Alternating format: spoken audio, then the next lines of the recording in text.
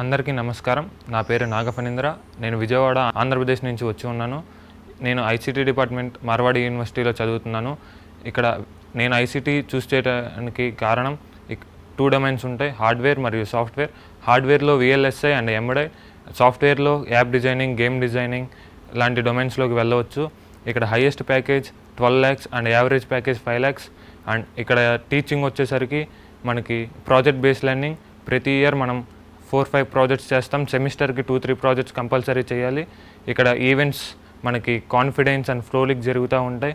ఫ్లోలిక్లో sports and confidence 2 days మన dance events, quizzes and అన్ని events జరుగుతాయి.